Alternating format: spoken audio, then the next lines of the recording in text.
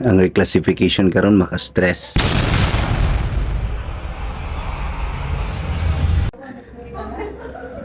Ambot lang kung confirmed ba to ha, pero na-post na kong i-share. Nag-una ani nga video nga na maestra ko no na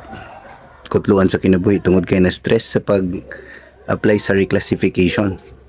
Kay dili lang day ang NCOI mooy problema, no? Ang preparation sa pag classroom observation. Gani karon nga semana sa Lapu-Lapu City ongoing ang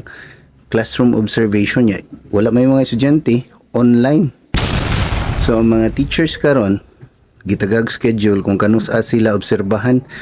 unya online ang pag-demo or na sila klase nya mga estudyante musud lang sa og apil sa online class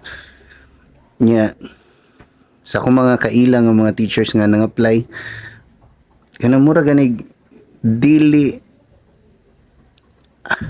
para nako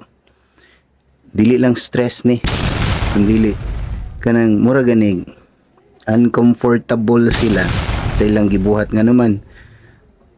classroom observation gani nga normal na gibuhat sa maestra dili mo gi komportable ang maestra obserbahan samot na sa online class nga kabaot ang tanan nga dili tanang estudyante paspas og internet nya ang interaction na no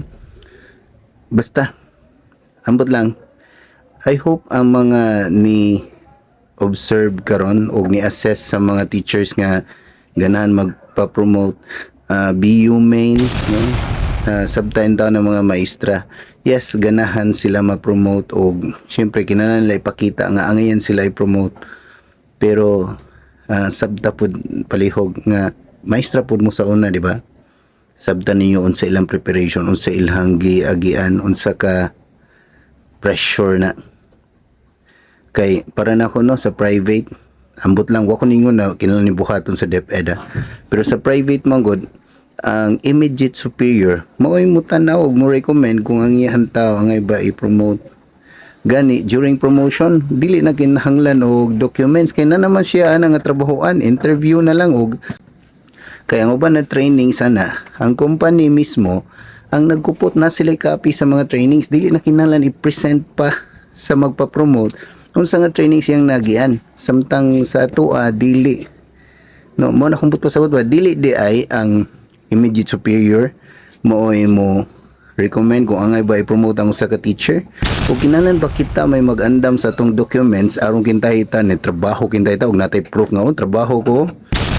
dili day nga sila may nakakitaon na kaniyang training so nindot na kay ni daghan na kay siya nagyan na trainings og qualified na kay siya i-promote nga na unta ba hindi man ako naghimo sa guidelines pero please sabtan ninyo mga teachers nga ni-apply kay there sa pagkakaroon naa nila ang pressure